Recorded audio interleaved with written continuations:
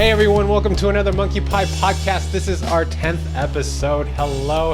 Hi, Sarah. Hi, Yasaman. Hi. So nice to see you in person. All right, so we've got this documentary that we want to talk to you guys about, so let's get right into it. It's called Crip Camp. It ain't about gangsters or anything like that. It's about people with disabilities.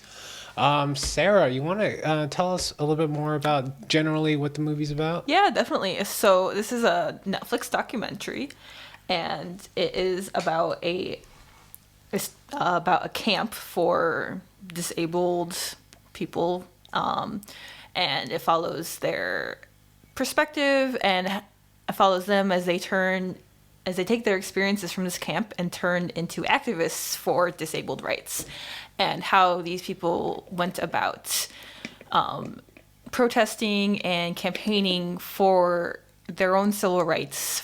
And this stretched from the 1970s until the 1990s. Yeah, Nice. Okay, so what we're going to do today is kind of get into it with the who, what's, when, where, and whys. Those are all the questions, right? All the possible questions. But first, how'd you guys feel? How'd you give me your opinion? Yeah, so I am the one who suggested this documentary to you guys because I think this is my favorite type of generally this is my favorite type in documentary genre.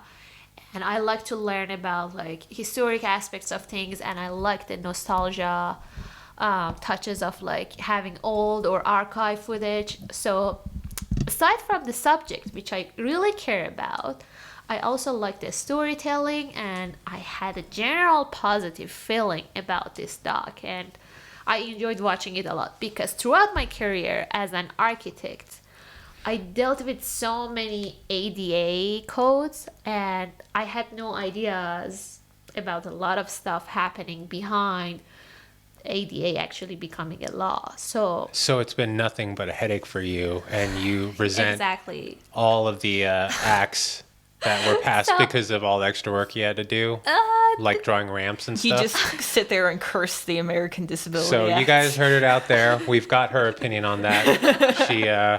So I have to be honest. So it is not easy always to include the visibility or accessibility to every project, especially if it's a renovation project. But it is not a pain because throughout the architecture school, you will learn how to deal with it from the very beginning. But one day you will forget about one thing, and some of your hallways will be narrower than normal. So that's the moment you will realize that, oh my god, I am doomed again, and I am not going to get the final grade, the good grade, because of I forgot or I didn't listen. You can just ADA. Instead of making wider hallways, just write a note for people to lose weight or something. But because of the wheelchair. Wheelchairs. Yeah, okay. Wheelchairs. There is a minimum requirement. Yeah. Yeah. What the hell kind of hallways were you designing? 2 feet wide hallways? Just the minimum. Jeez. Especially if it's a house. Do your hallways require people to shuffle sideways and shit? Yeah, but you will learn to have a lot of respect through the architecture school.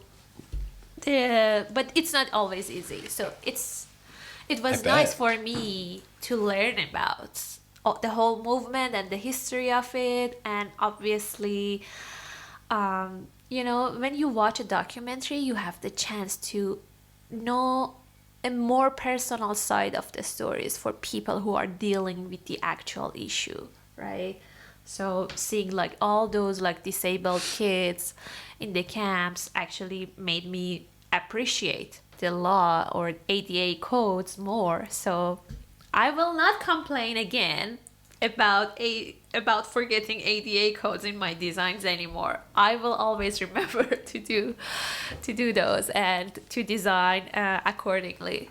But generally talking about the documentary, I had a very positive feeling, and it was an uplifting movie for me to watch, and I didn't get tired, although it was long. So it was my opinion. How do you feel, Sarah?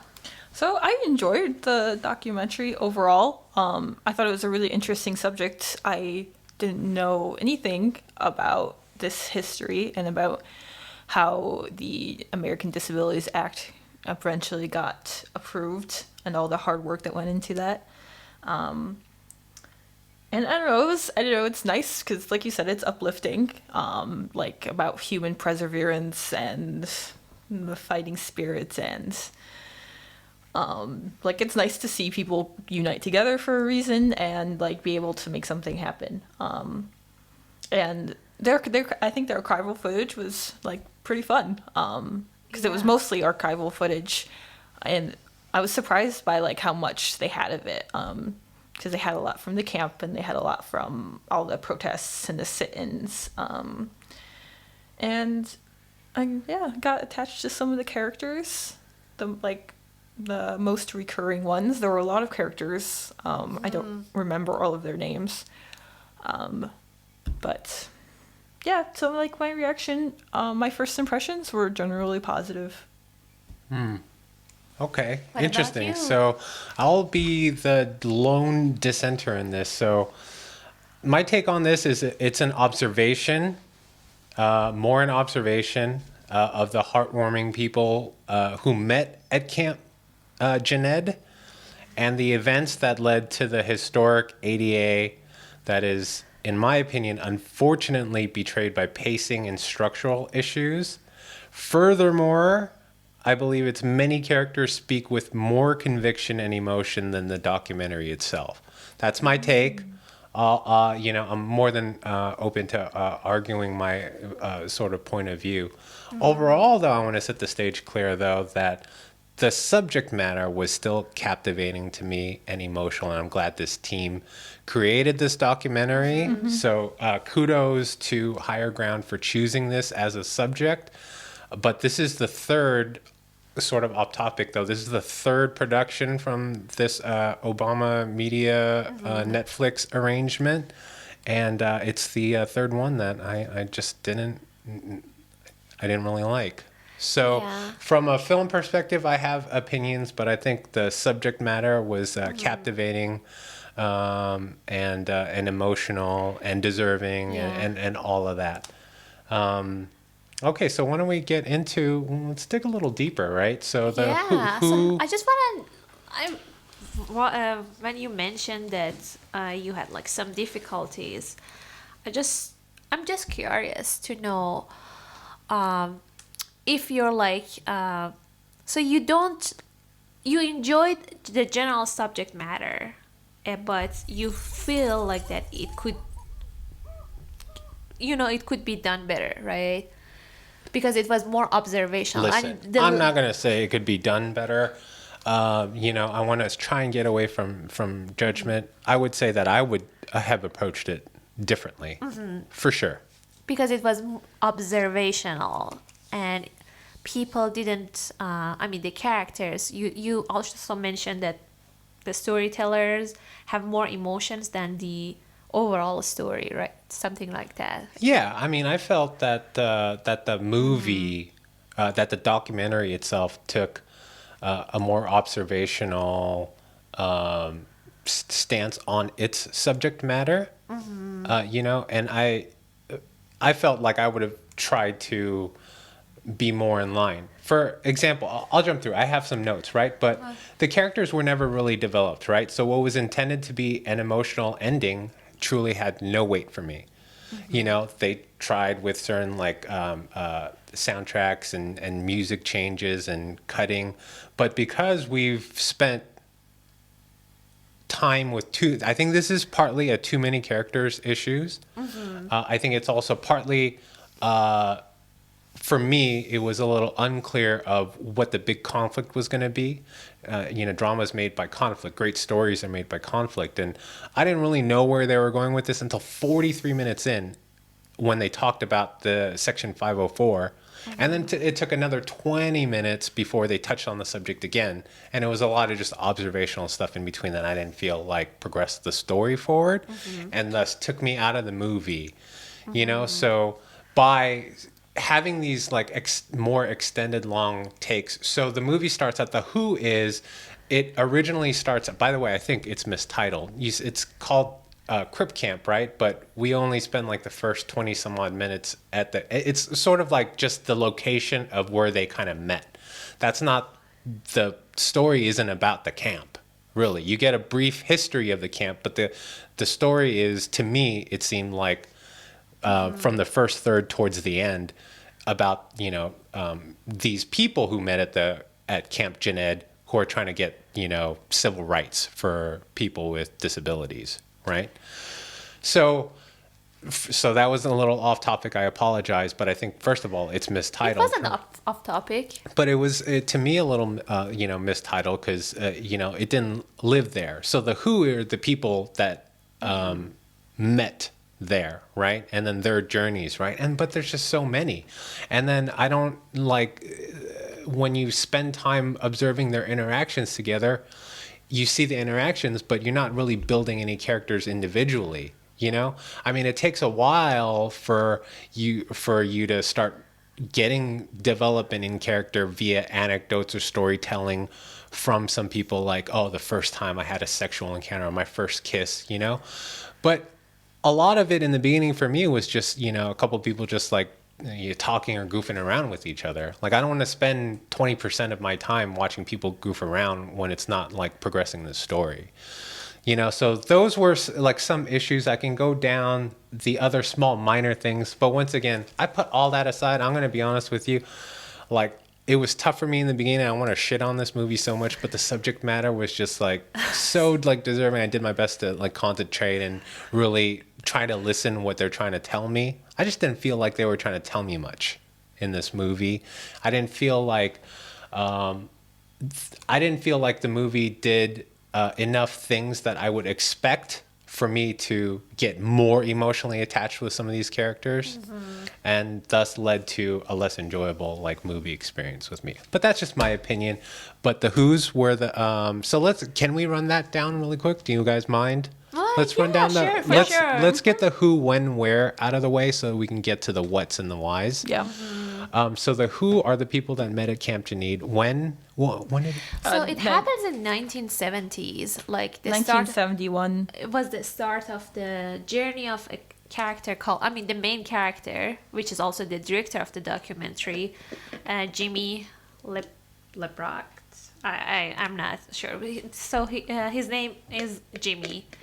He is the person who is like the main storyteller, because it's kind of his story too.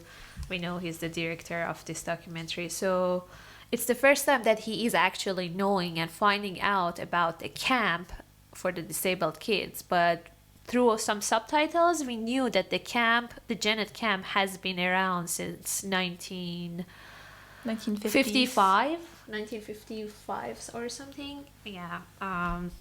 So the camp has been around, and the where is Camp Jened?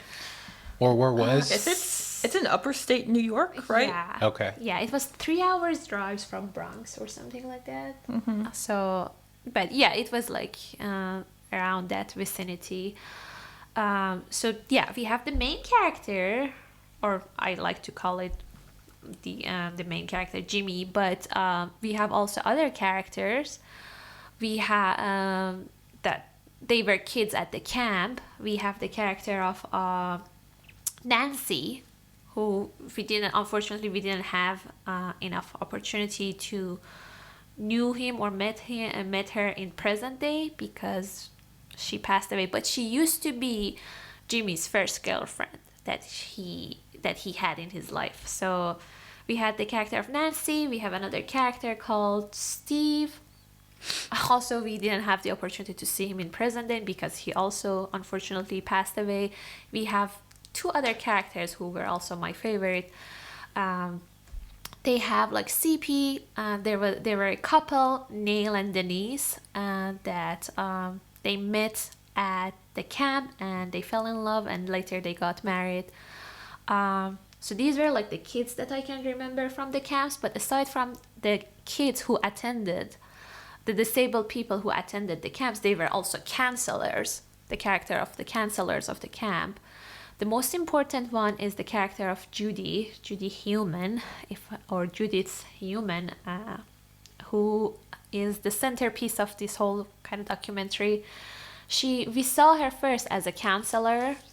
She was also a disabled person herself, so she suffered from polio, and we first met her at the camp as a counselor, but later we learn about her that she's the center of the whole, being the whole activist behind the ADA Act, and prior to that there was another act called Rehabilitation Act. So we have the character of Judy. And why did we ever find out why this camp was started? Like, why was this camp started? They didn't go into it in the film, And did they? the film is called Crip Camp, right? So once again, that's why I think it's like mistitled. And I was just wondering if I missed something, because as you were talking about this camp, I'm like, well, wouldn't it be nice to know like why it was started to begin with? Yeah, unfortunately, we didn't get to the history of the camp. All we knew is that it started by a guy called Larry Allison. And he was a hippie, and he had hippie friends, but we know... This camp was cool. I would want to go to this camp, by the way. Like, Seems like fucking fun. music, drugs. Yeah, but one thing the movie set it up, and they said that there were a lot of summer camps in general back in like 60s, 70s, but there was no camp for disabled kids. So this was a unique camp in that sense, that it was one of the few or only, if it's not the only camp for disabled kid, it was one of the few that existed around that time. So They also never went into like, why is it named Camp Gen Ed? Right. yeah. The history of the camp. So we not don't- just like when, but you know, why there? Why was it needed? Why?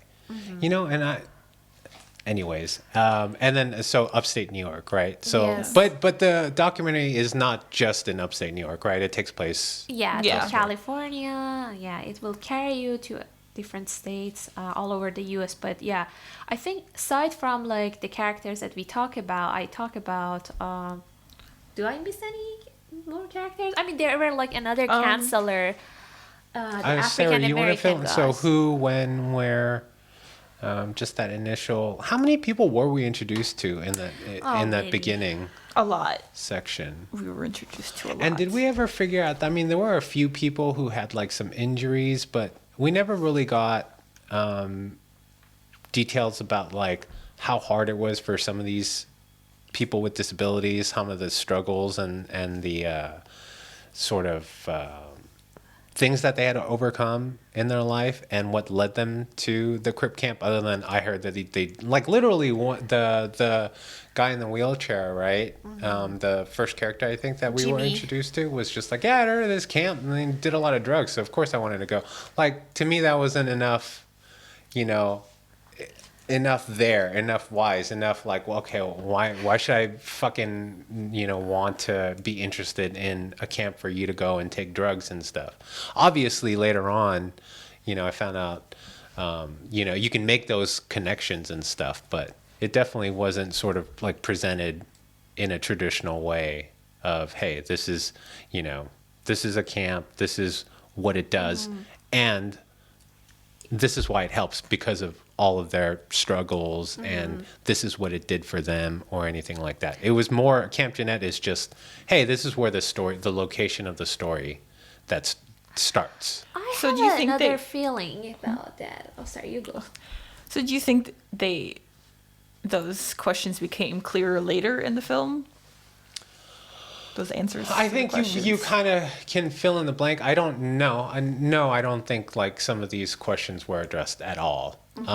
But in terms of, you know, making the leap and getting to a point where you feel empathetic towards some of these characters, you get to that point. I just think like, you know, 30, 40 minutes is a long time for, you know, to try and, you know, really like attempt to get some hooks sunk in. You know, so I just thought it lollygagged too much in the beginning with with, these black and white images of what they do at the camp. It's like, why should I care about what you do at the camp? I don't even know why they're there to begin with, other than to take drugs.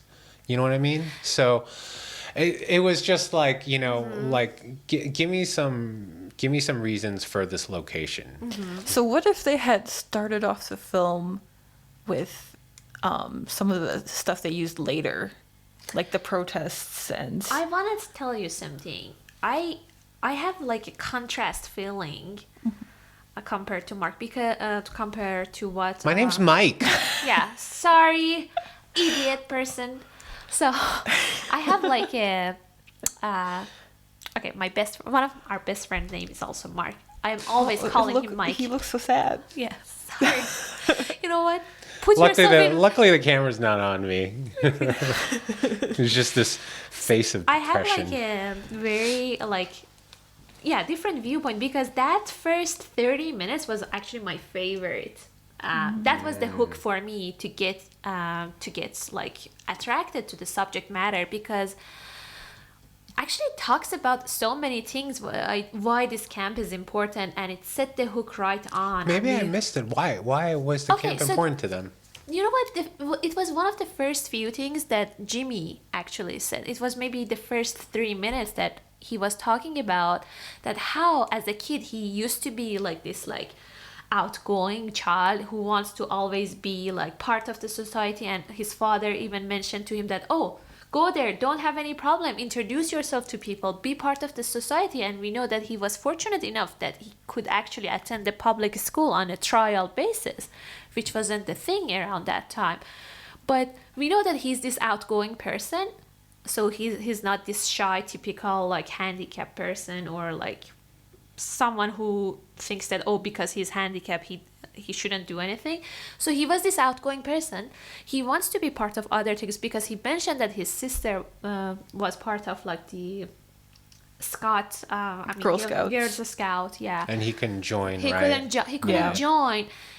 And there was like this thing that he says that as a person, barriers were everywhere, and he wanted to be part of the world, but he didn't see someone like him. So and that's the picture of like a very exclusive society. So you will learn that schools around that time it wasn't inclusive, or as inclusive as it. Don't get me wrong, like I get why it was needed. You know what I mean? It's just so it's not about the subject. It's about the structure. Yeah, but they even built it within the movie, because they also mentioned that as like not from the Jimmy's perspective necessarily, but other kids kept repeating it that, oh, the Camp Janet was the first place that these kids could be a kid. But not only even like a regular kid, they could even be a cool kid. The thing that they don't have the opportunity to experience in the outside world. So the first 30 minutes just like build this. What else interested you about the first 30 minutes? Because I was so bored. It was such a struggle. I really was gonna like text you guys and be like this. I was gonna say this is a struggle. Oh, like this is a pain. Like right now. But then I was like, no, I don't want it to come off like I'm like angry at anyone or anything like that. You know what I mean? Because I wasn't. I just remember struggling so much to get through that first 30 minutes and then parts of the rest. It got better for me, at least like, and I get what you're saying, because they did try and set up some reasons, and later on you can sort of make the inference that, oh man, it's just so awesome that their voices are able to be heard for the first time uninterrupted. That's sort of revealed in one of the cool parts of the camp. But as far as the setup, we just went, to me, the first 30 minutes, the bulk of it. And I don't deny that they try and touch upon it, but to me, it was just touched upon and not fleshed. Mm-hmm. And I feel like there were too much time spent with, dead observational space that could have been put to more narrative structural issues that I found, in the movie. Yeah, you saw that. So more what as am I like an missing? Because both of you actually seem to really enjoy it. So in that first 30 minutes, why was I struggling so much, and what did you find so entertaining? Okay, so I think we have to separate.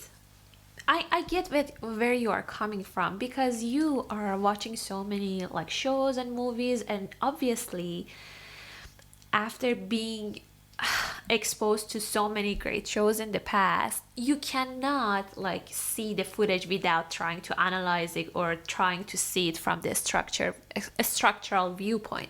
I think that's probably your problem, but purely I enjoyed those like observational like parts that you were talking about, because I thought that, oh, these are some rare footages I like to see more. And it was just not observational for me, it was an educational thing for me. I truly enjoyed, and it was just like an opportunity. It's like a window to another time, to another setting. And Can I rephrase? I'm going to change my mind then.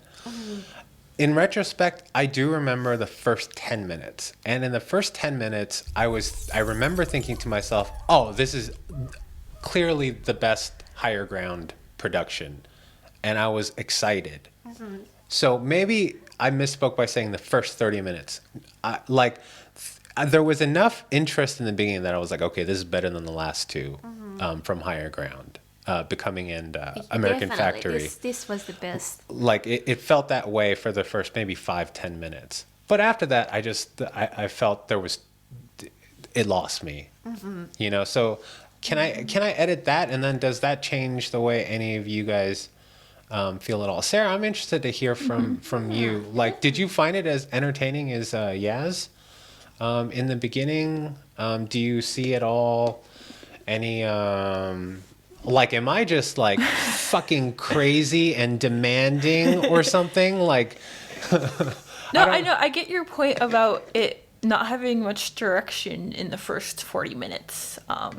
They spent the first 40 minutes at camp. And I think the first 10 minutes were really great. Like, I liked the intro at, like, getting into Jimmy's life. I thought that was really cool. And like, it started off on a positive note. He was like, oh, Jimmy has this sound engineer job that he always dreamed of. And then he's he is paraplegic or quadriplegic? No, he can use his arms. He can use his arms. Yeah, he can't use his legs. Yeah, because he was climbing up ladders with just his arms to like He pull does up a mic. He does everything with his arms. And I did like the observational stuff at the camp. Well, we know you would. Yeah, of course I would.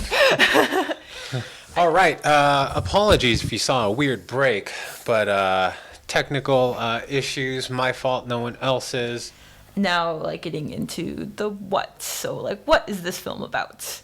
Yeah, what is this film really about? So, we know at the camp we learned a few things about like some of the characters, and but we never get into the purpose of why we are seeing all of this stuff. And I think it's part of the frustration that Mike is dealing with, is that because in the first third of the movie he didn't know why he's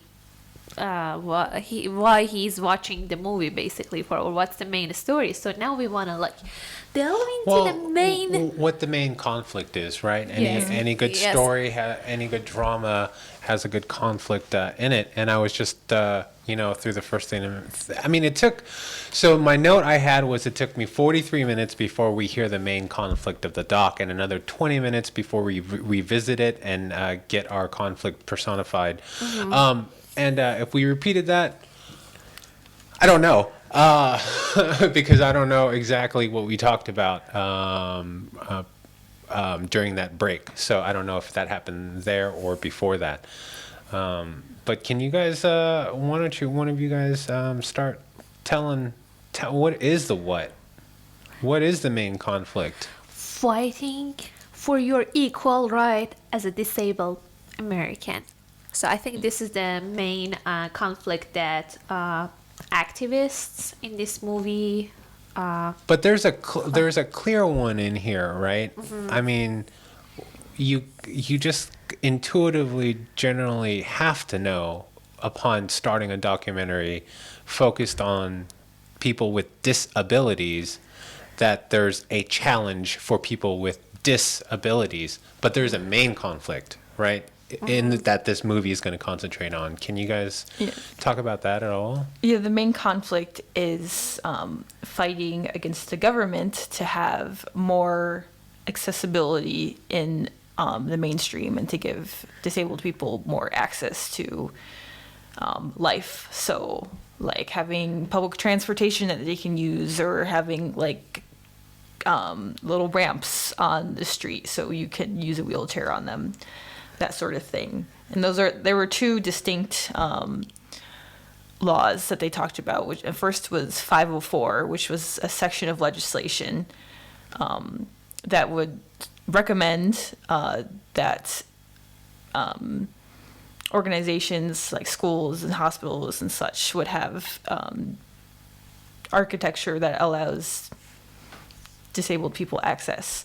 And then the bigger one, the law, the American Disabilities Act, which would enforce all of those measures, because even though that first 504 was passed, it was never enforced. So you see this continual struggle against the government for both implementing the law and then enforcing the law. Yeah, because I think that they mentioned that 504 was basically one of the last sections in another bill that is attached to another bill, which was the called Rehabilitation Act. And even that whole bill got vetoed at first by President Nixon. So there was a lot of struggle. There were a lot of ups and downs. And as Sarah says, after 504 even just got passed as a law, there was no enforcement. So you will follow the story of the characters and they fight, how they want to fight this situation and how they want to take the control. And I think this is the part that we will focus more on the character of one of the counselors from the camp, Judy. Her name was Judy. Judy's character was the centerpiece of all the activist movement. And at that time, she was part of the political organization, which is called Disabled in Action. And she was actively involved with doing public talks and raising awareness. And she was basically the organizer behind a lot of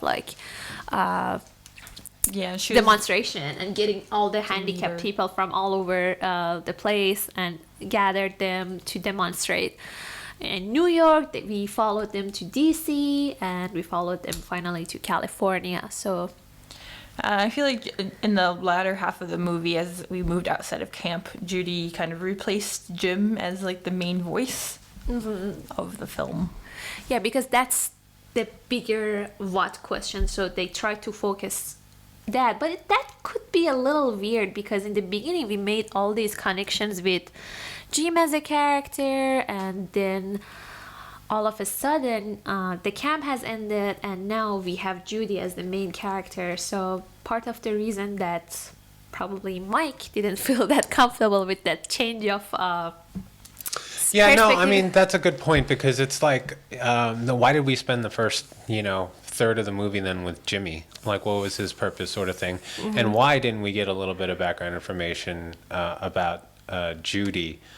We can see why she's special, but I don't see what got her to this point of wanting to be the face of this movement. And if I'm going to spend the rest of the movie with her, then for me, I would be way more connected to her if I had known a little bit more about her, her trials and tribulations and however she got to where she got to. Instead of just starting her off with, in the beginning, it was just, she's one of the people that is at Camp Judy, at Janet's camp. Camp Janed.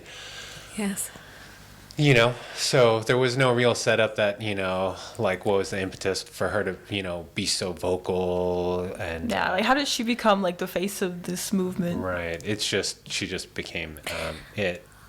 And then the other thing about the what, and part of the issues I had with the structure and pacing is, so it's a slow build in the beginning, and then at the end, why did we just jump from Carter through the Reagan administration, through the Bush administration, like way faster? And the thing is, nothing really got passed until the end of the Bush administration term, you know? So Yes. it was all this time, and then what the hell happened between those terms that actually got the bill passed, you know? So 43 minutes in, you know, okay, so they're going to protest because they want to get this section 504 or 304? 504. 504, right? And they want to get these rights, and they have adversity. We finally get it personified in some senators, right? And then maybe I forgot the bureaucrats involved or the politicians involved on the opposition side. So they're struggling for this, and then all of a sudden it's just sort of like, oh yeah, and then so this person was president, this person was president, and then it was passed after during this administration, and here's a clip. It was like, whoa, whoa, whoa, whoa. Oh, yeah. You know, like, things were still looking pretty shitty before you just breezed through and said, oh, after 12 years is what it took to pass, you know? So Yeah. That's where we revert back to the initial critique from me, which is the structural and pacing issues. I don't know. How do you feel about that? Did you guys feel the same way, or did you blah, blah, blah, blah, blah? I'm so out of it, viewers and listeners out there, because of the lost footage. Yeah, I know. We had a pretty good discussion about all this stuff in unfortunately, the lost footage. So we're trying to, in a sense, recreate the magic, and you just can't recreate magic unless you're David Blaine or something. But, things are always happening. Obstacles are always there. And so good. We are talking about the movie and ups and downs of a very long legislative road that handicap movement. Were you guys totally cool with just breezing through and, Yeah, exactly.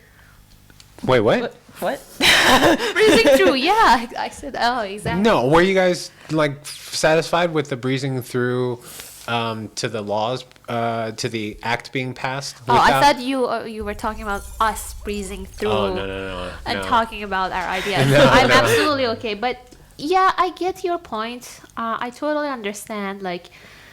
What did occur? Do you guys know just personally? I don't. What did they do to actually get it passed? Because they were getting some real resistance, right? Well, they spent so much time on the sit-in of the occupation of the government building. But that didn't change shit, right? Because it took another 12-8. It took 3 terms. Yeah. And they had, and I think Judy had this line about how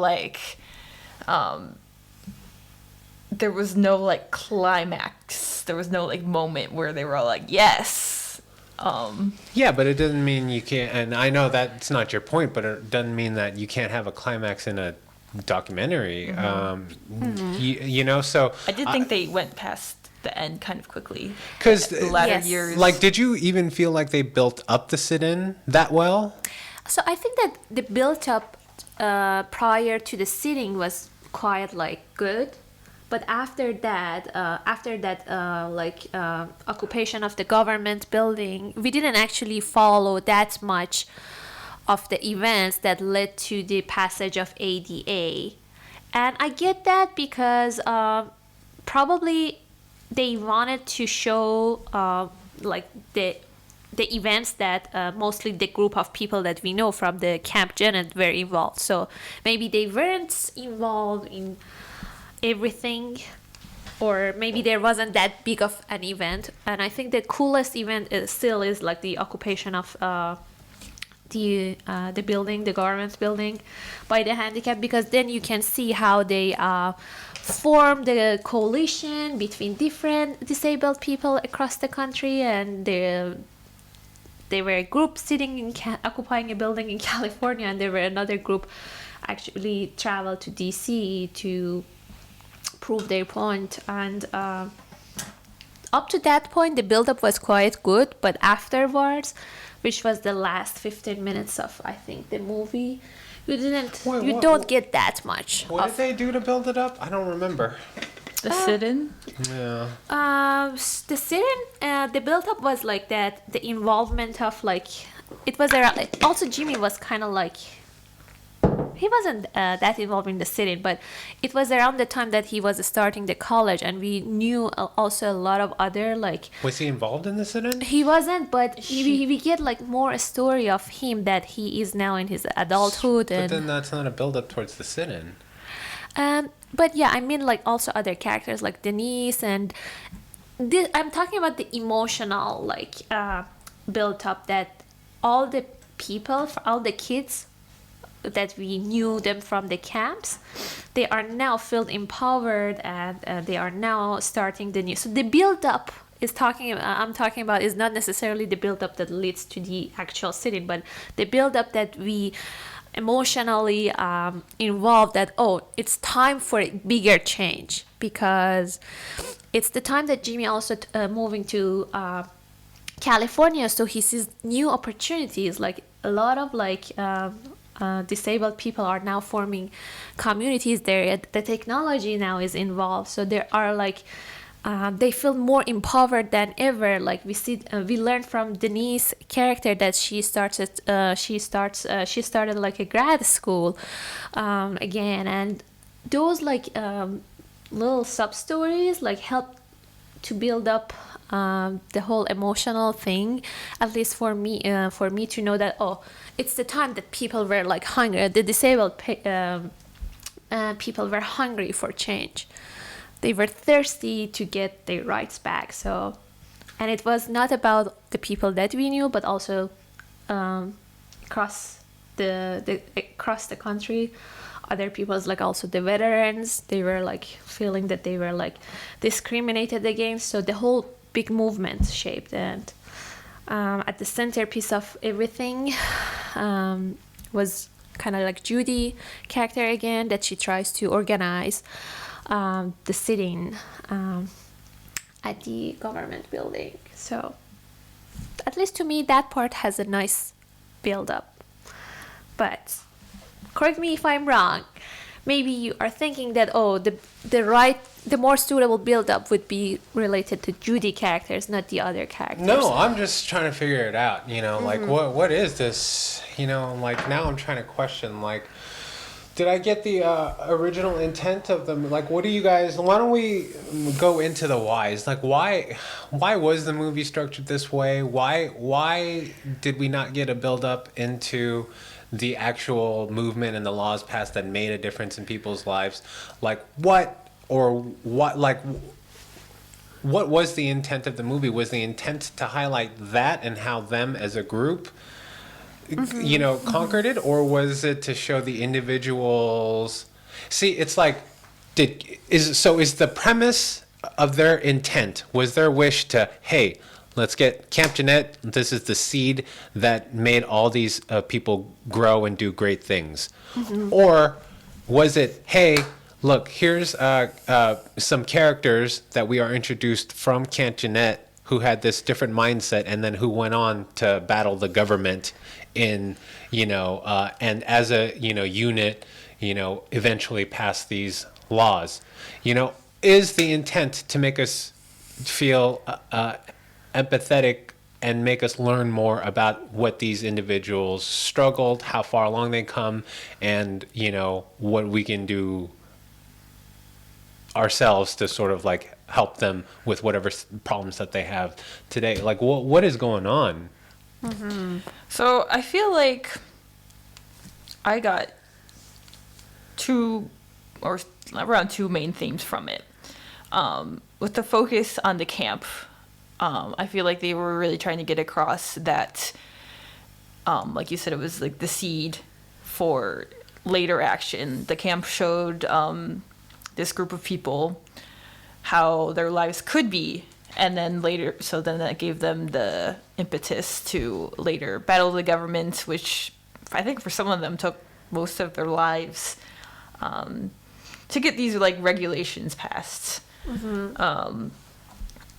But then also, I feel like, I don't know, maybe it's just because I knew nothing about this.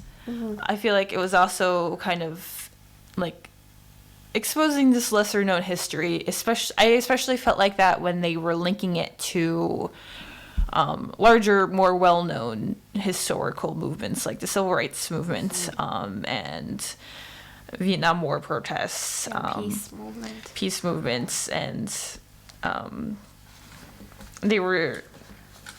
So they were trying to compare. So you like the fact that they try to compare it? I like the place that I liked that they put it into context, and they were comparing it, and they were saying, "Oh, like it's like what we're doing is like basically the same as the civil rights movement." Yeah, but is but it though? not. Like how many? See, here's a question that was never answered for me, but that I thought, and I'm going to be completely honest. You know, when you hear about like the civil rights movements, and then you hear like really how many people are is it being affected? You know, like can we really compare it to that? Like what are the numbers? Like I don't remember the data points. I don't remember having it explained to me, and then I definitely don't remember them at least getting my heart. And I love to watch shit, and I'm open, like please tug at it, right? Please do it, right? And I'm not personally I got like we talked about it, I got a little bit about Jimmy and not a lot about anybody else. You got this guy in the wheelchair talking about the first time someone had his hands around his cock. Great. Okay, that's an interesting character trait, but I'm not in it with people. I don't know their struggles. I don't know what they were like before Camp Jened that got them to that point. I don't know how much Camp Jened affected them to the point that they want to put their face as the spokesperson, as the lead, and battle the bureaucrats and battle the politicians year after year after year. I don't know. I don't know the answers to that question.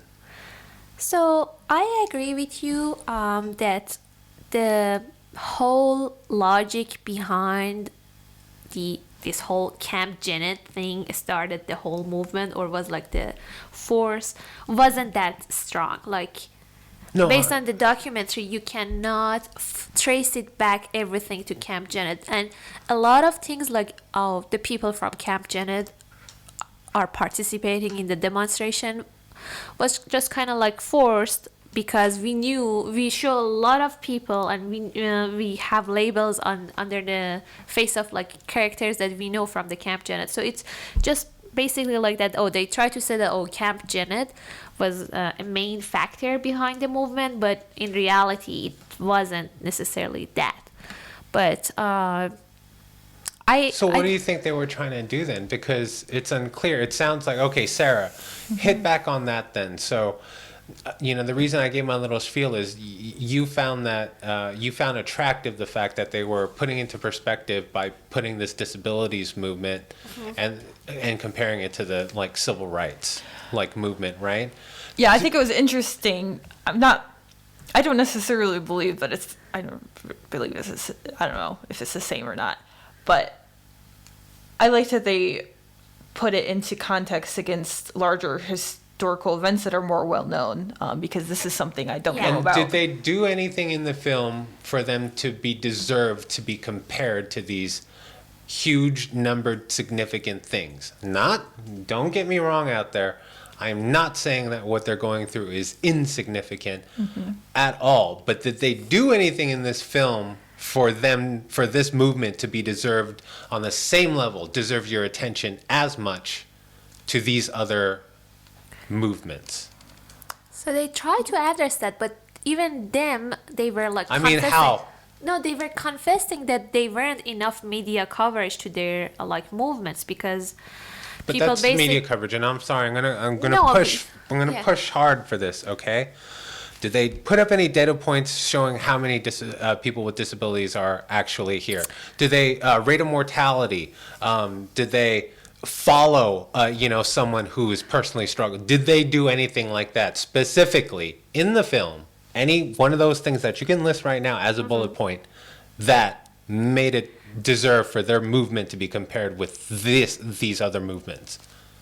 So they didn't provide data points like directly, but they said that American with disability are like the largest minority in US, and today now we know we have 80 million American with disability. So Okay, but in that, okay, and this is they mentioned it that like what's included in that. I find it. I mean, I would love to know. No, I'm just saying. Okay, so I this would is love what, this is to. I what- would love to know because 80 million is a lot of people. I don't really recall seeing getting that ratio of 80 million people out there with cerebral palsy, paraplegic, quadriplegic. Like, what are they blindness, what are they deafness. including under this 80 million in disabilities? Yeah, there are a lot of like partial blindness, partial deafness is also like Okay, but they can still work and they wouldn't be discriminated against during that time. Yeah, we don't know, but I think that there were also discrimination against like blind people also around that time, And also certainly different- the 80 million, it's not all of the 80 million no, that need 80 the million ramps. is nowadays data point. I am not sure. I'm at least something that we always kind of refer to as so like that might a. be skewed. So Yeah. so the numbers might be skewed. So I'm interested because if you're going to make a claim that says that they're the largest minority, or I mean other than that, like the I other- feel like that's a good point because they didn't provide any really any significant data points. The only thing I can think of is that they included a journalistic expose on mental health institution. Exactly, I was about to mention that. But I feel like they didn't delve into it that much.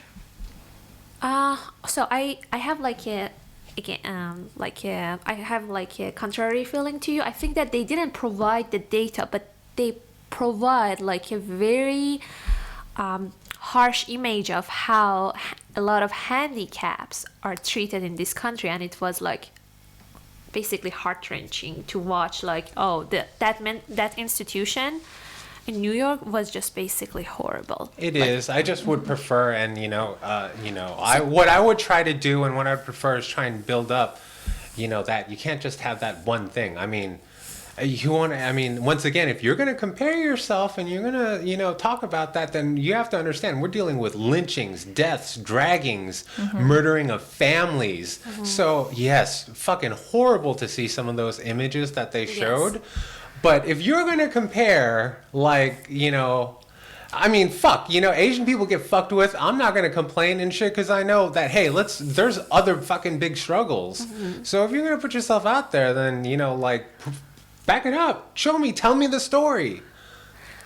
Yeah, I never felt that they didn't provide enough data point to support their back. Not just data points, but I mean, you mentioned one image of some horrific, stuff of, what was it? They were like trapped in the room and they were 3 seconds to feed was like a protocol for one establishment.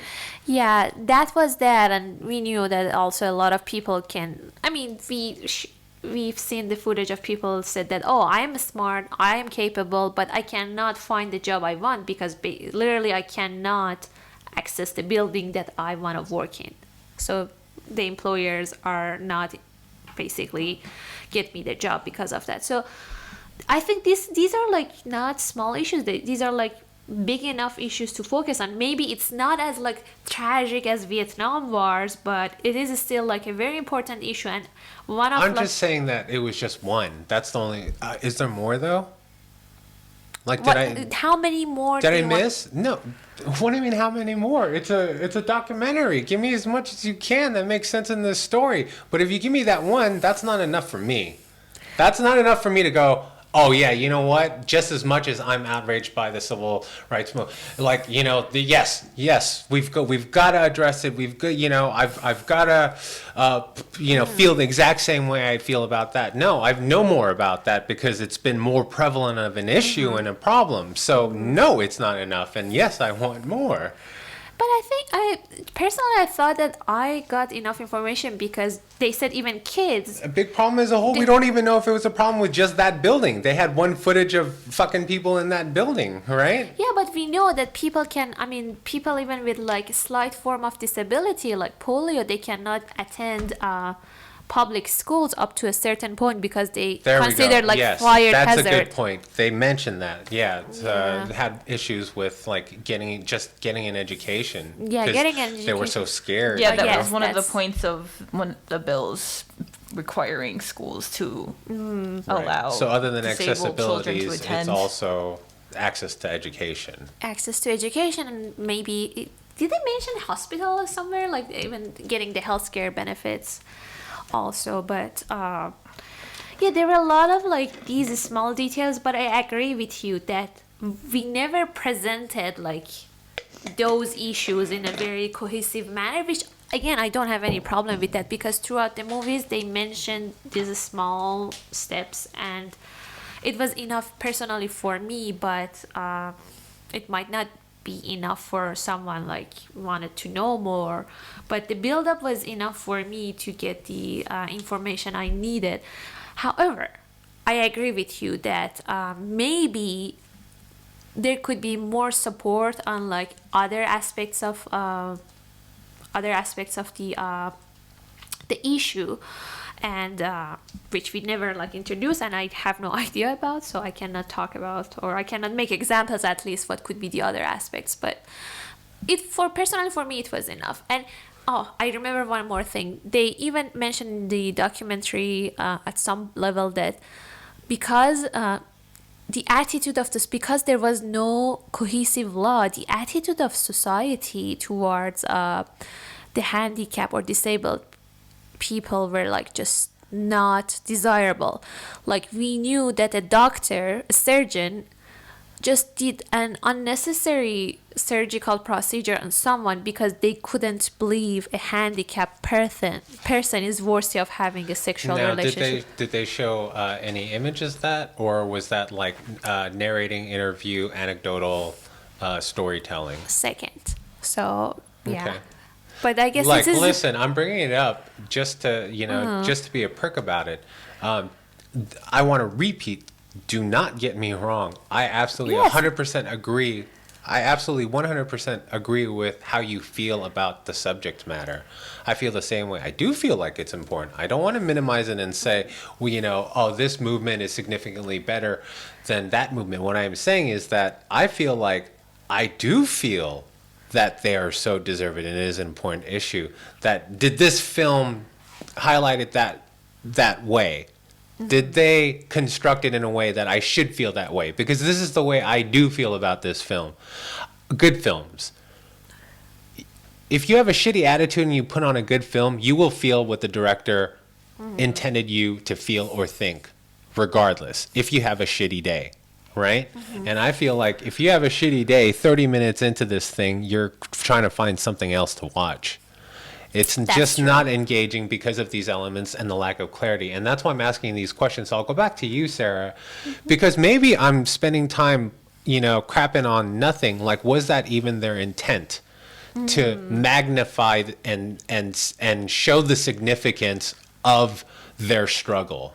very good. They point. compared themselves to the civil rights movement. Was that even their purpose in the film? I feel like it's hard to pick out a primary focus. But the theme of humanizing these characters, which they presented through like their lived experiences, I think was there throughout the entire film. But do you feel like that this movie should be called Crip Camp? No, I said it was. I thought it was mistitled, right? I think that we don't have the footage of that. So do you want to recap on that? Oh, whatever. I don't care anymore. Yeah, I mean, I think it's mistitled. I don't even know if it's mistitled anymore because I thought I knew what the objective was, and now I don't even know if I'm sure about what the objective was. I thought coming into this podcast today that it's ultimately people whose genesis started at Camp Jened. They met each other, and through this experience, like came together, expanded this group had this snowball effect that led to the America with Disabilities Act, because that's where we Yeah, ended. that's what I also thought. Ended on. But now I don't know what it's about, so maybe it's not mistitled. I don't know. It's just like, if you name it Camp Crip, then I would think the focus would be on the camp. And you're out of the camp, you know, in the first third of the movie. I feel like they tried to keep incorporating the camp. Like, they kept slipping in lines about, like, oh, look at all these camp people, and they, like, put the names on there of, like, this person was at the camp, this person was at the camp, but Yeah. But do you like, agree? I feel like they tried, but I don't know if they actually succeeded in, like, integrating the camp into the rest of the narrative. Yes, that's exactly what I feel like, that part was a little bit forced, because, yeah, the Camp Janet, for sure, 100% has an important message about empowering, giving the kids the opportunity to be the kid, and a lot of other stuff that we discussed earlier. But does it necessarily the centerpiece of like this whole movement and the whole passage of the ADA in Bush administration? Because there were other people involved who yeah, weren't at the obviously. camp. Yes, right? exactly. Yeah. It was just like it's just like a specific aspect that we are looking at through the eyes of the director, which happened to be a person who used the Camp Janet. So maybe it was also part of like a sentimental value for himself to get back to his memories and the times that he has at the camp and all the connections he built because of the camp, and he knew people in those movements who also attended the camp. But it's not all of it, for sure. There were other people involved, and if you're asking me, I think the passage, the biggest, probably historical, I didn't have, so I have to put the disclaimer out. I didn't do enough research, but I feel like that the passage of ADA Act is mostly influenced by the disabled veterans movement, but Really?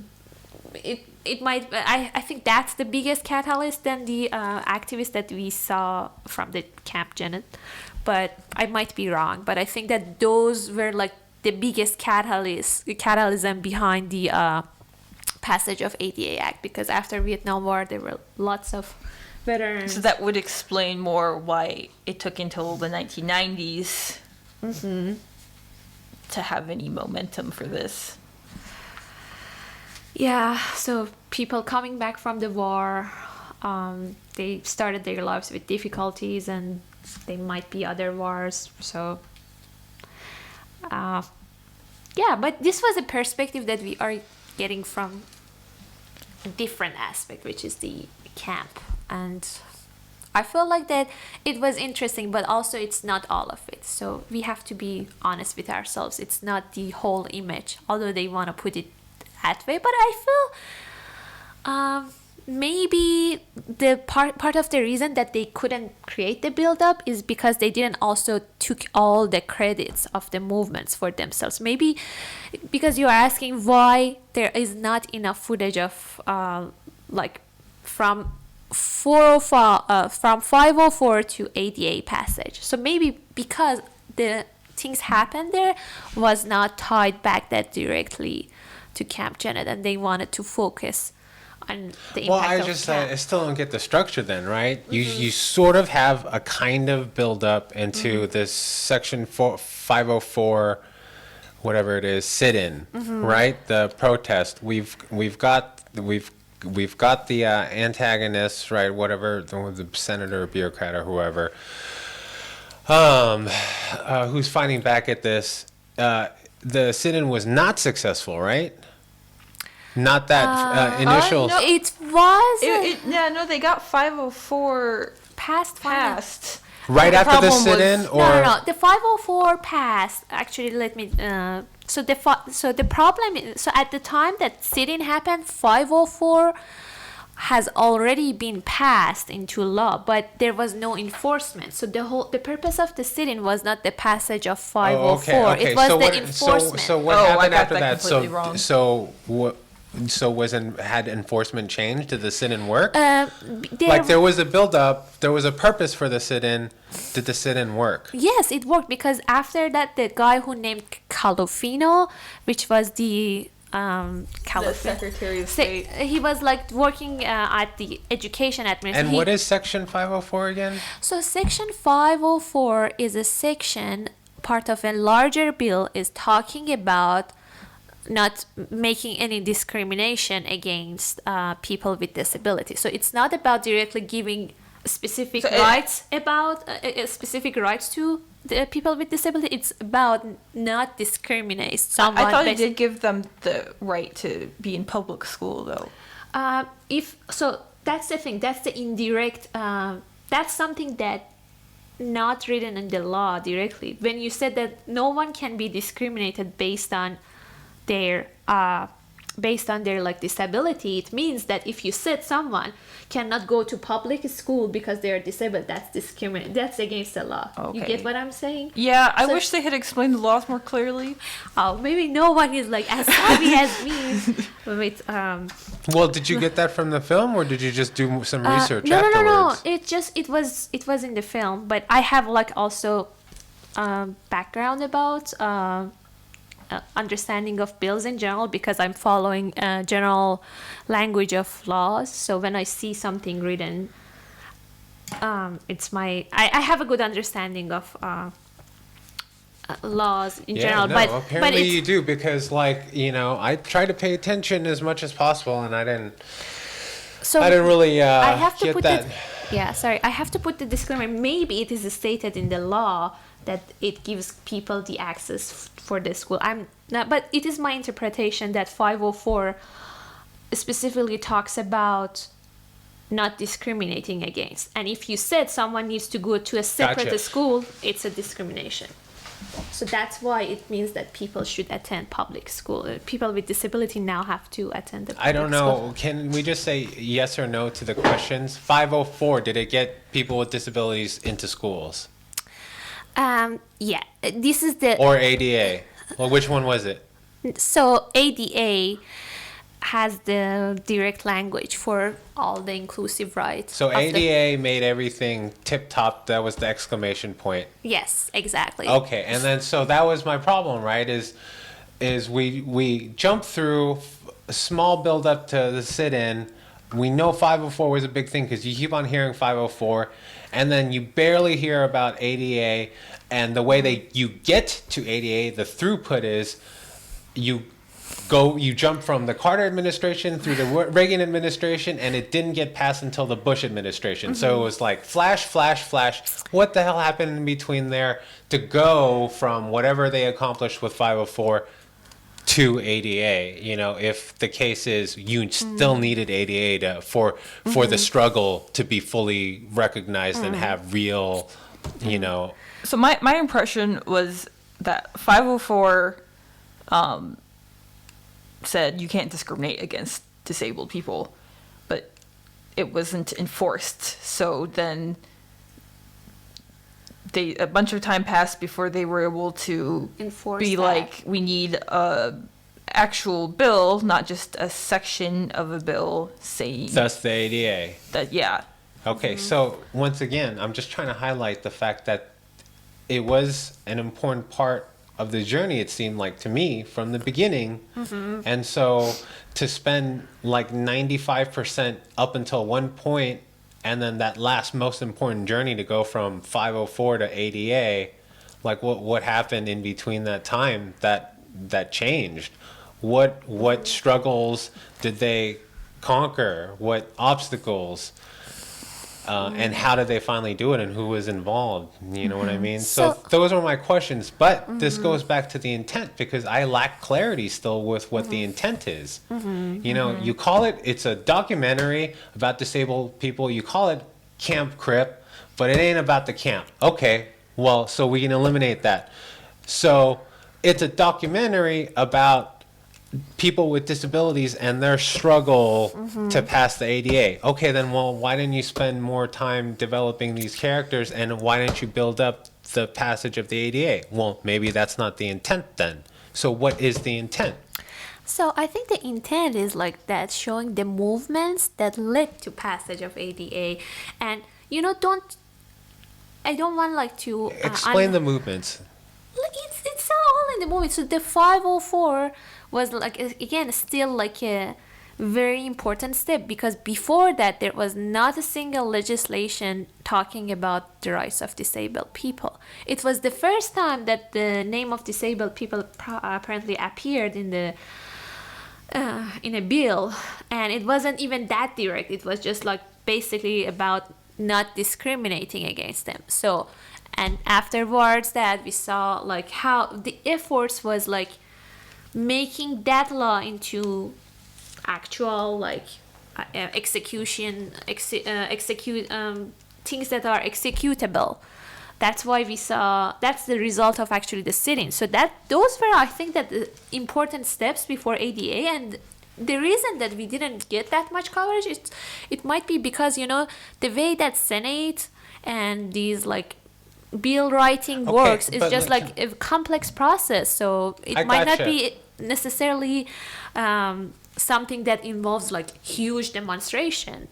It might be more like a legislative like process in the Senate, and like different versions of the bills get through the House and get through the.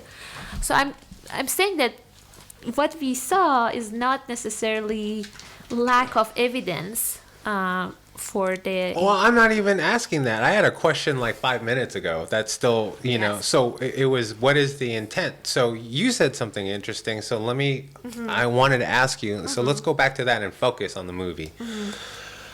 So the intent is just to show three events that led to ADA getting passed. Yes. Camp Jened, Section 504 sit-in, and then, or was it just those two, and then ADA passed? It was just those two, right? Was that the major intent? things. I want to make a documentary. I just want to show Camp Jened and Section 504. Yeah, but I even think that there was like in the last 15 minutes of the movie, we even get this line from Judy character. It was, I think, after the passage of ADA Act that she is basically talking about, oh, this is not even like our purpose, because if we need to be thankful for getting like an accessible toilet, then basically I get it, but why are we going away from the question? So was that the intent, to just highlight these two events? I don't get how that plays in. Do you want to explain it to me? Am I missing something? Or No, can I just want to say that the intent is not necessarily showing the passage of like the ADA. So it's what just is like it showing then?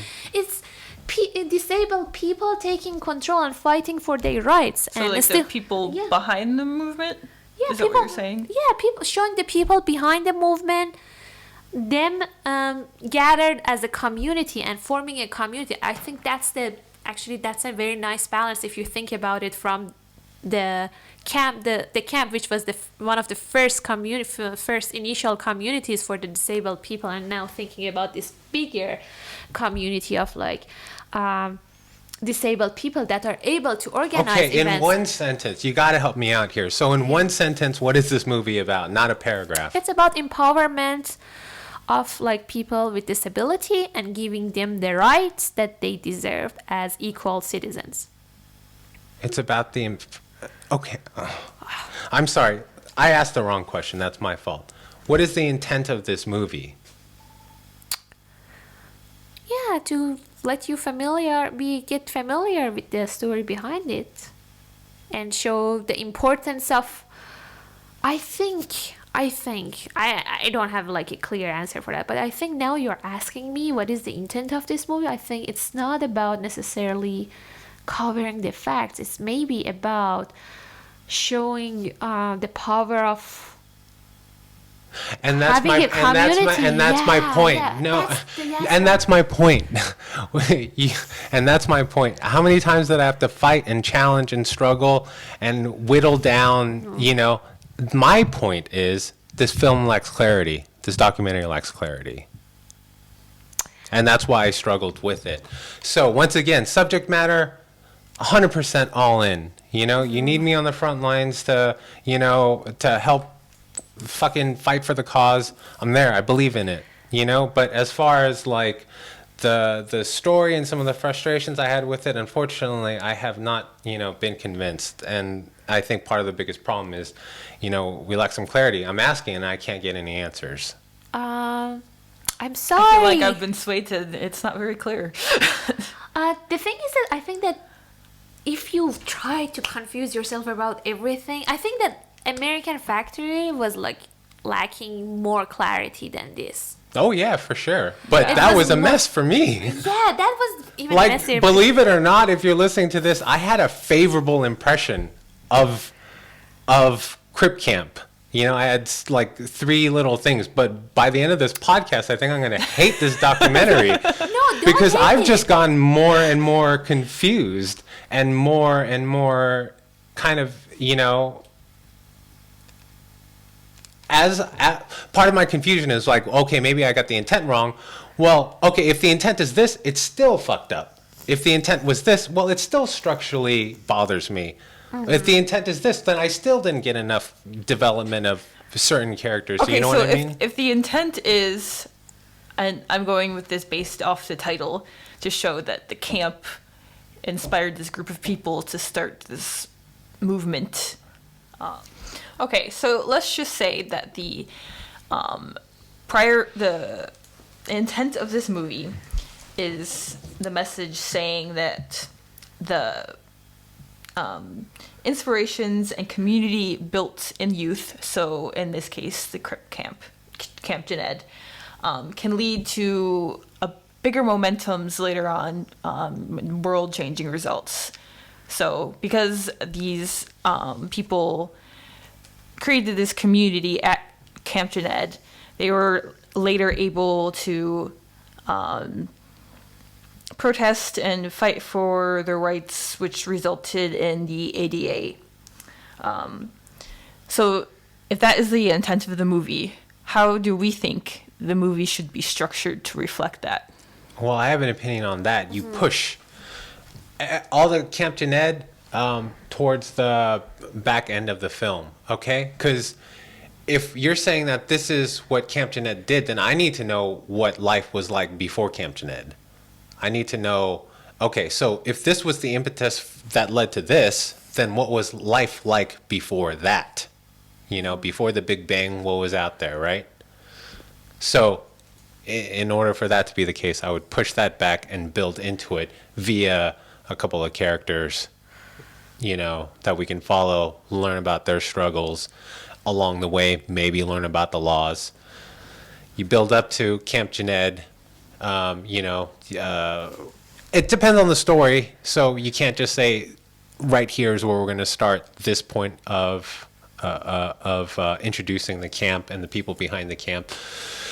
And then you give some room at the end, the last third, to see how these people, how it's actually affected, right?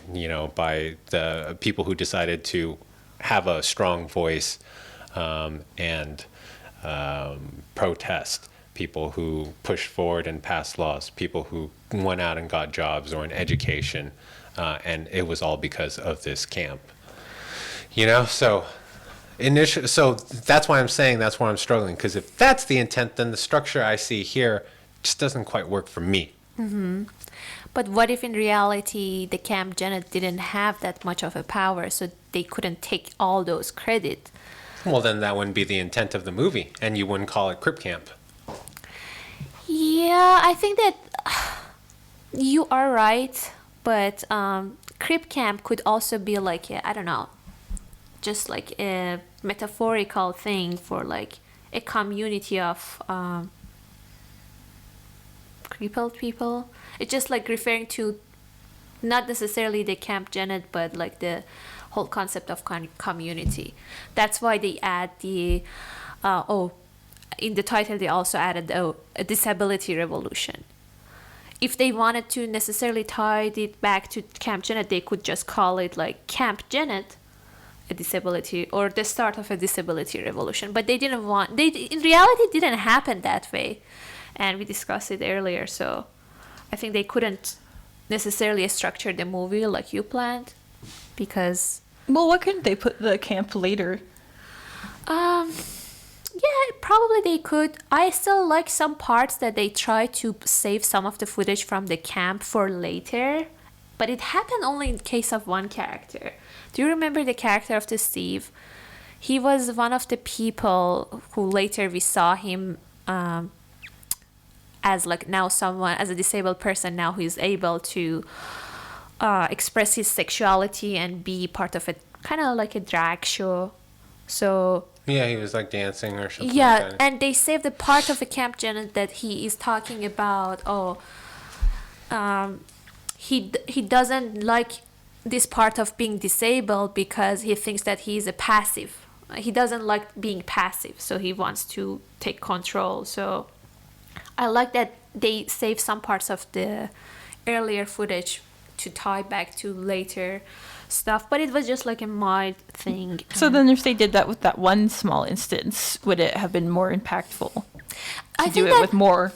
I think that in the case of like at least Judy character, it could be a worthwhile thing, because in the beginning we saw Judy as this person at the camp who is now valuing everyone's opinion and tries to Yeah, like we didn't know Judy would become so yes, so important. you don't pay in the beginning. You don't necessarily pay attention to set up for the Judy character, and you don't care that much. It's just like a very regular scene that she's talking about. She's trying to ask children to vote for what type of food they want. So it's just like something like necessarily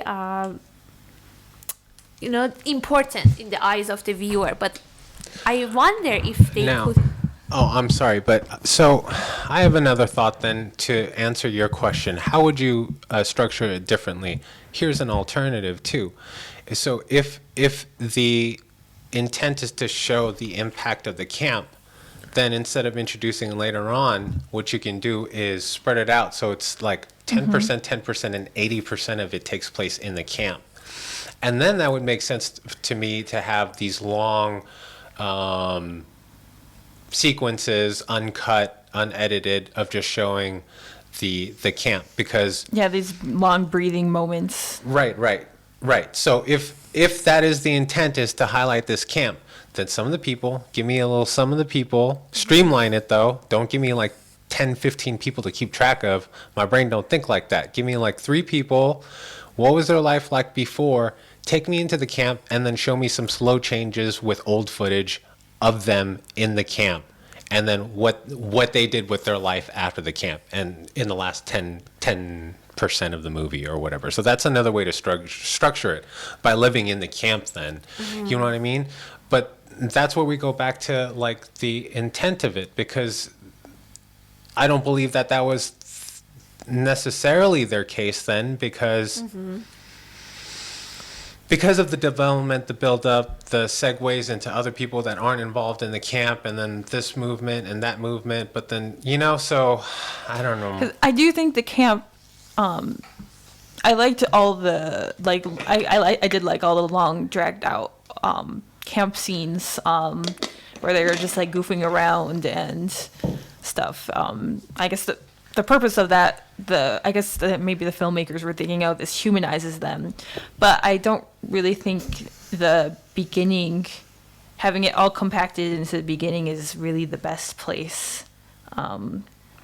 Well, it's the prudent place to humanize anyone, but I don't. For me, I wasn't getting humanized just being a fly on the wall of them sitting in a circle and talking with each other about. I mean, like I said in the beginning, hopefully we still have that footage of us discussing this.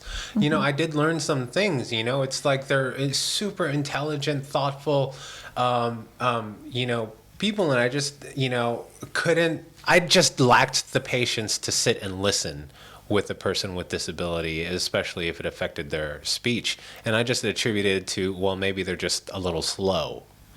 They're not slow. Their physical speech has issues, but their capacity is all there. So that was like something, that I learned, and that had a brief thing. But the other 90% of floating around in the camp to me was just, kind of lollygagging and not enough of like what they did with Jimmy in the beginning to show images of him as a baby and growing up and telling stories about his struggles and interactions and misconceptions with people.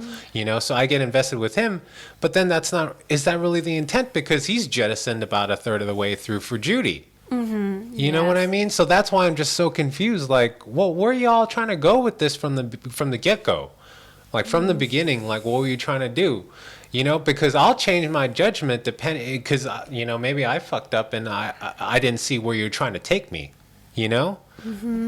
And that's why I'm just so like heated, or not heated. I'm not heated at all, but that's why I'm so like animated with trying to figure it out, because now I'm confused.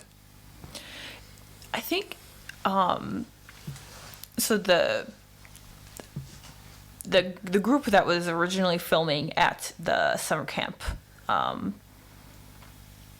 because this was in like 1971. I'm trying to like place this, and I'm trying to like compare this to other films I've seen from around the area that are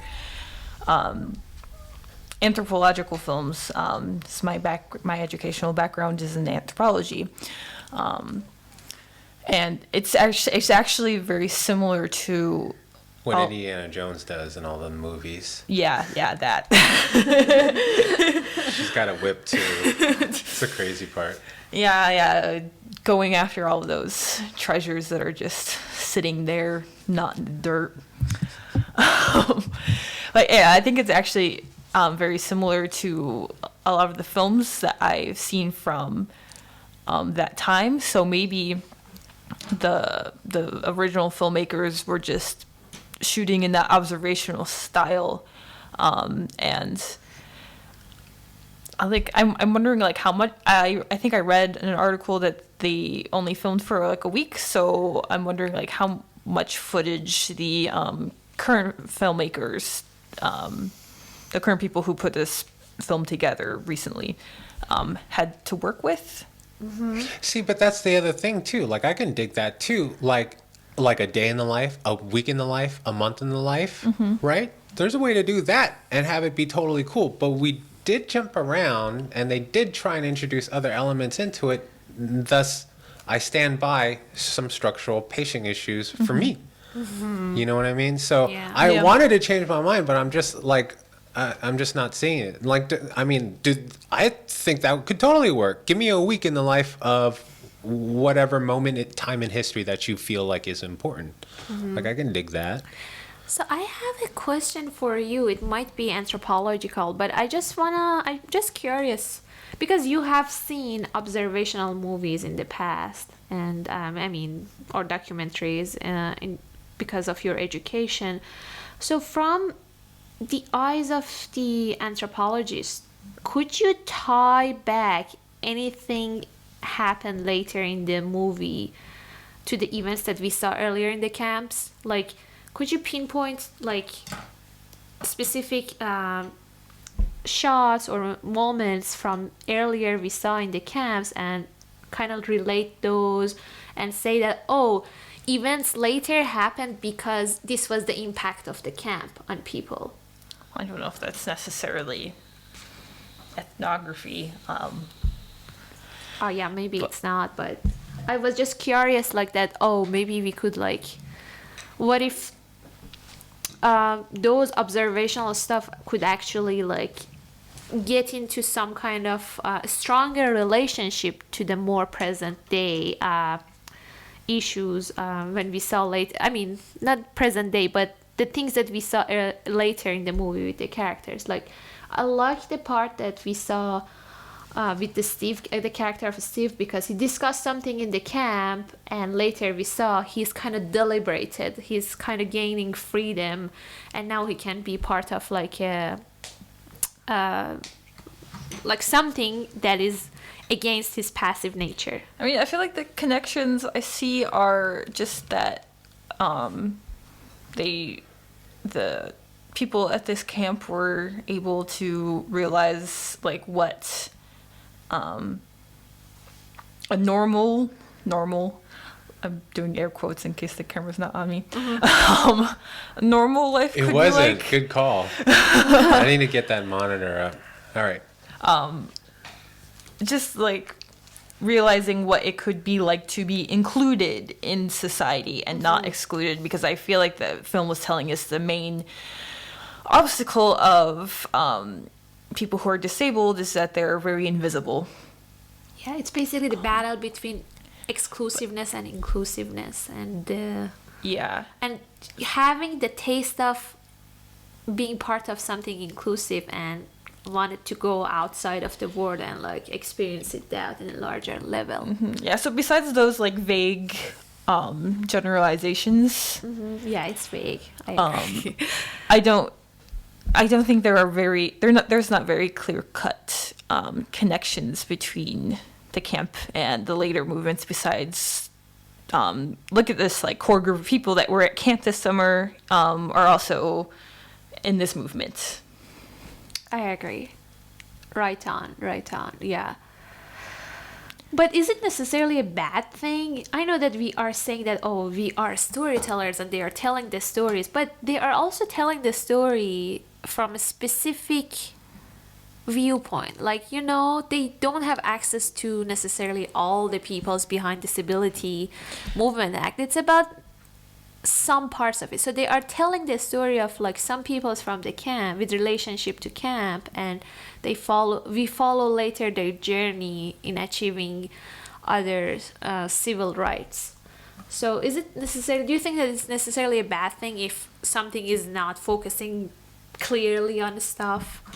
Because it wasn't confusing for me. I never thought that, oh, this movie is lacking the clarity for me. I could follow the journey of the characters. I agree that there were some characters that I couldn't remember, but they were like just like minor issues that I have with the movie. So I don't feel like I have like general issues. Well, I mean, I feel like there was definitely like a hierarchy of characters, like Jim and Judy being like the main voices, like I said before, and then I don't know, maybe Denise and Neil underneath them. Yeah, Neil and Denise, probably. So I have a question for you, Mr. Merto. So I know that your biggest issue was like lack of clarity and not getting the intent, but did it really impact, aside from the beginning that we know that you were bored, but more towards the end of the story, did your confusement kind of like make you not enjoying watching the movie? Were you angry all the time that you were watching? I mean, I just want to know the extent of this clarity, or not having the clarity. I wasn't angry. I was, just struggling, and then ultimately just kind of like disappointed. And then, as far as the confusion is concerned, this is what I'll say about that.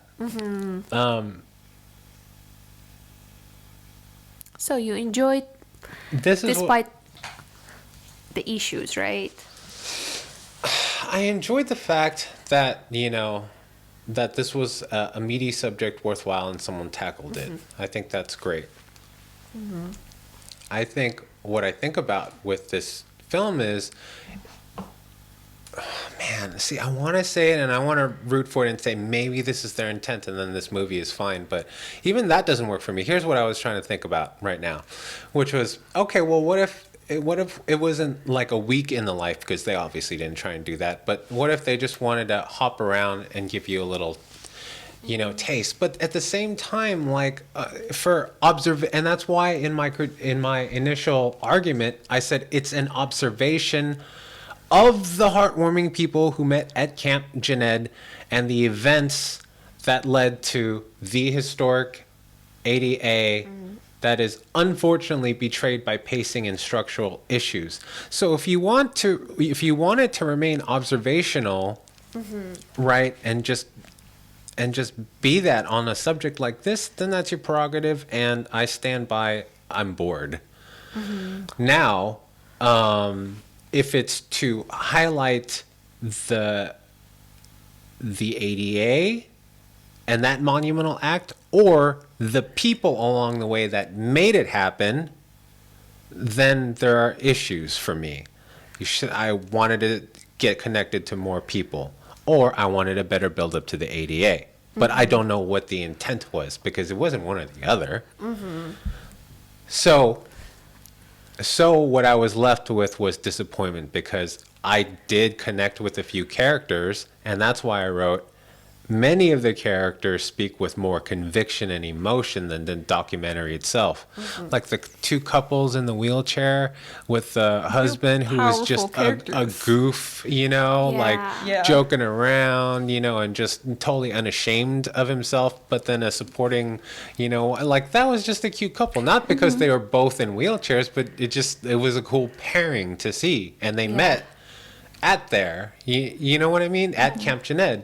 Yeah, I have to say this. Sorry for interruption, but I have to say the first time I saw Denise and Neil, the couple that you are talking about, it just brought tears into my eyes, because Denise was talking about this hierarchy existed even within the disabled or handicapped community, and they were at the bottom of the pyramid of who you can think is as capable as in terms of being disabled. And seeing them together, I don't know, it was just like brought tears into my eyes. And I agree with you, we have those characters that they have they make you emotionally invested in them, but the story doesn't carry necessarily those kind of convictions along. And that's what I'm saying is, like, I felt connected to these two despite the structure of the film. But if I had grown with them, right, and then we led to a scene where they got married, I would be with you crying. You know what I mean? It was enough for you to just see those two and imagine how all that happened. Yes. If I'm sitting down to watch a movie, like, no, you give me your imagination, right? I want to receive where you want to take me to, and I don't want to fill in the blanks. And so that's why it didn't hit me. Like, no parts of this movie really hit me. That doesn't mean like I said, I was connected. And totally empathize with where they're coming from, and would have wished that I was more connected, because seriously, how long was the documentary? 90 minutes? 100 it was longer. 100 minutes? 104. Okay, I show you I can't speak for other people, but you show me a 7-minute, there's this short that always gets me. It's like 7 minutes, right? There's a gentleman who became a quadriplegic, right? So no use of 4 limbs, heavily into depression, and then one day, I don't know how he got to this, it's been a while since I've seen it, but one day decides, fuck this disease and this position that I'm at, right? And you can see him struggle. He doesn't talk about his struggle. They hang the camera on him as he's trying to put himself from his wheelchair to his bed. So they hang on this movie, unedited, no soundtrack needed, of him refusing to have help to get in, because he does have one goal. One goal after he became a quadriplegic, which was to fly a plane. Like, what the fuck? Like, who? A quadriplegic? That's a unique story. So now I'm not just invested in this guy. I'm also invested for his cause, because through that story he revealed the struggles, the regulations, the people who questioned him and doubted him and shrugged him off, and where he didn't have a voice, and the laws that needed to be passed, the exceptions that he had to fight through. So now I'm not just involved in the whole overarching, bigger, broader view problem and issue and conflict, but I'm also so invested in him that when he fucking finally flies, I'm crying. And now I'm more apt to do something about it, because that fucker made me cry. Now with this, I get an observational thing, which is cool, but they achieved that in 7 minutes with one character for me. And they had 2 hours with all these characters, and I just got confused. Yeah. So that's just me. That's where I'm coming from. So, do you think since this documentary was majority archival footage, that wasn't filmed like with an intent, that if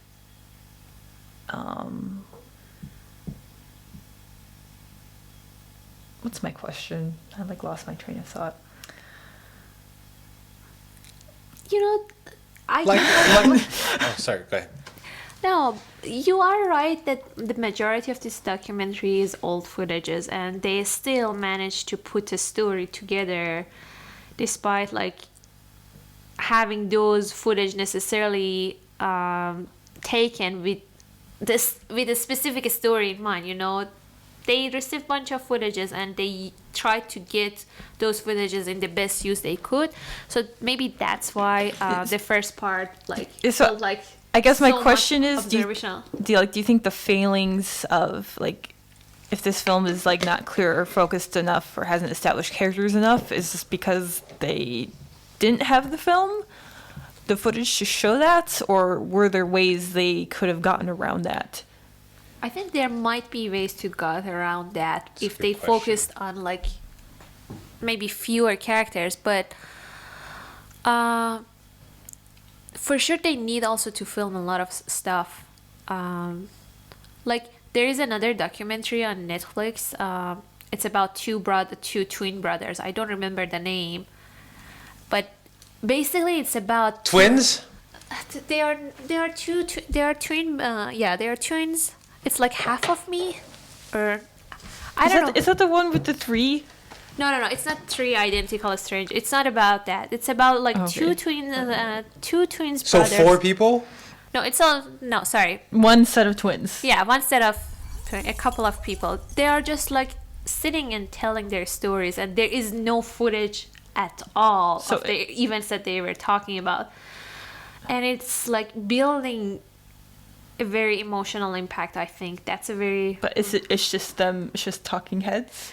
It's them. It's basically like a struggle between two brothers, and they were like Twins? not these two. No. Oh, maybe call me. No, know me. I don't know. Call me maybe? No, I'm terrible with remembering. Call the me name. by my name? No, but Call me by your name? Wait, what? Call me by your name, but it's not about that film. I remember that film. It's about basically two brothers. One of them. You guys want a peach? No, never mind.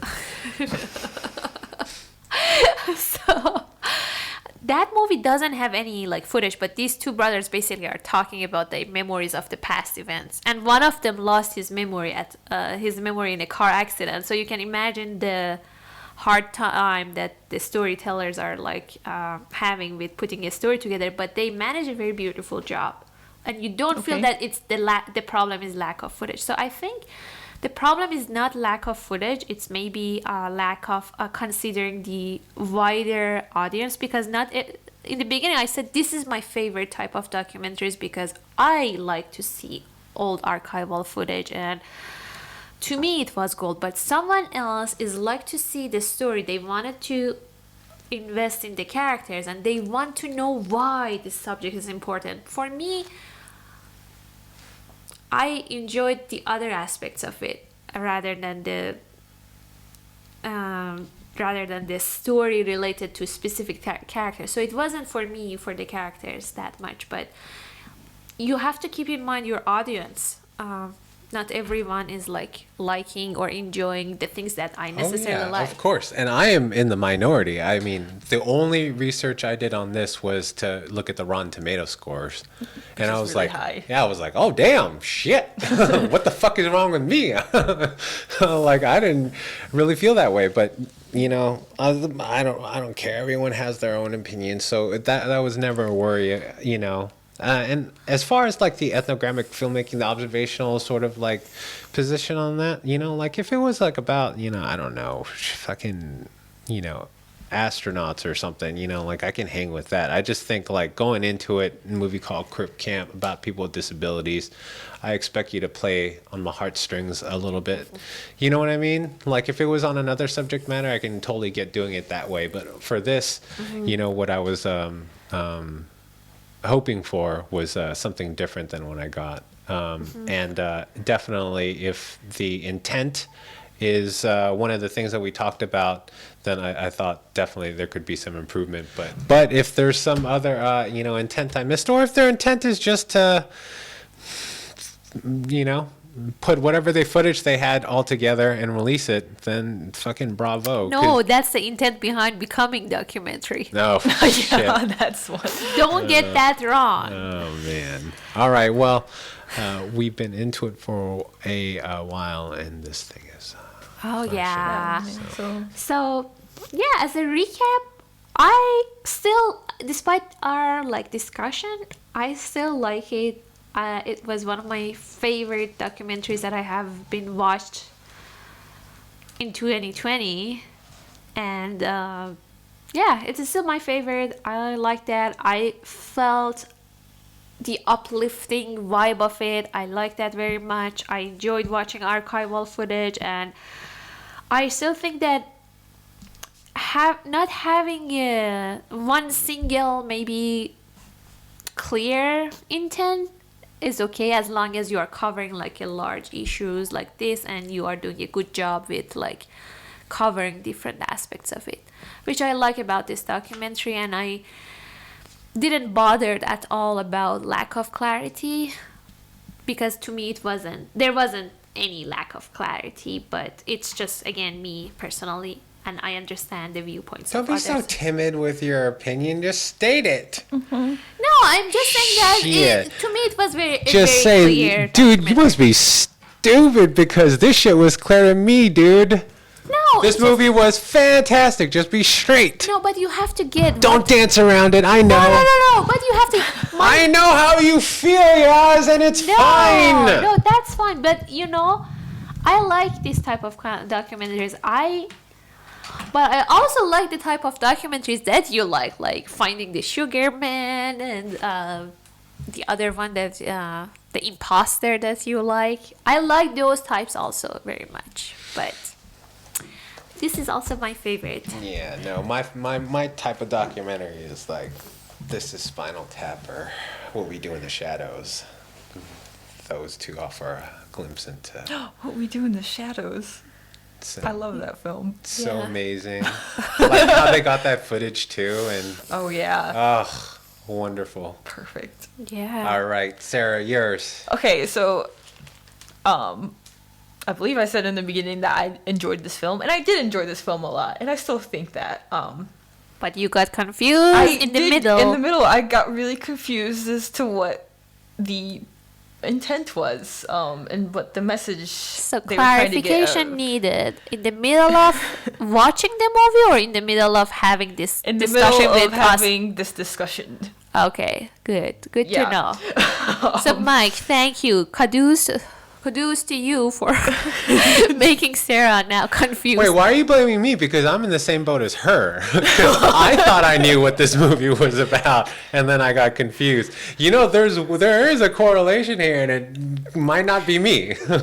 You know, but having the discussion with you guys make me realize that, maybe there was another aspect. I mean, there was another way of looking at the film, and I had a nice practice to try to make a balance or between the first part of the movie and the second part of the movie, and trying to make connections between those. But it wasn't to be honest, it wasn't something that I was doing while watching it. It was something now after having this discussion, this constructive discussion with you, and I realized that, maybe the intent was that, or maybe. Well, I mean, isn't that kind of bad though if you think more deeply about it and you get more confused?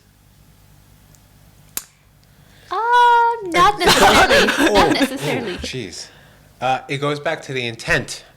If your intent is to fuck with your audience, then that's a great thing. And some people love to do that. I mean, you know, some Fincher will throw in like little fucking frames of some shit just to fuck with you. You know what I mean? Yes. So, you know, well, it depends on the intent too. Yeah. But do you want to finish your Yeah, thought? yeah. So what's your... So despite that, I still think it's a great movie. I did when I was watching the movie, I did get confused about the characters. Some of the characters I couldn't remember their name. I'm like, who was this person? This person was who? And then Jim was such a big voice in the beginning, and then he like disappeared, and I was kind of like, where did Jim go? Yeah. And I know they said he went to like college and stuff, so he wasn't necessarily present for most of the protesting and the sit-ins, but he was just such a big character, and it felt like he was kind of dropped until the end when they brought him back. So I think that was my main problem with the film. But I don't know, I really, the things that people said in the film I thought were really like powerful, and I was like, oh wow, these people are like, they seem like amazing people who have like good stories to tell. But yeah, I don't know. It was still uplifting. It was still a tale about Do you give human it spirits, I guess. Do you give it a passing grade? A passing grade? If you want to grade it. Yeah. If you want to like give this film a grade, what it would be? I would give it a B+. I thought you gave American Factory B+. Did I? Or But I like maybe- this. I don't know. I feel like I like this better than American Factory. So, okay, I'll go with an A-. Okay, so for me, this movie is getting A. What about you, Mike? I would rate, let's see, I think like an A+ if I were rating What We Do in the Shadows. Oh yeah. That's a great movie. As far as this movie, I don't know, you know, like part of me is influenced by the subject matter. Movie itself, not a fan of the documentary Crip Camp as is. I don't know what grade I would give it. I don't want to be put in that box because of the subject matter. I don't want to shit on it more than I already have. And I didn't even come into this thinking that I was going to shit on this movie. You didn't. You just raised some good questions about how the storyline and the whole overarching theme of the movie, which I think it was very valuable. And you provide good feedbacks. So you have to be really happy about what you have provided. So, and I thought you initiated good conversation and good questions for us. So we appreciate your effort. We appreciate whatever everyone, whoever is watching this. Hopefully we will see you in our next podcast. Please feel free to like and subscribe. Ask these people. Yeah, hit that button. We want to hear from you. It's so easy. And you will not get disappointed. Yes. Please cut that last part.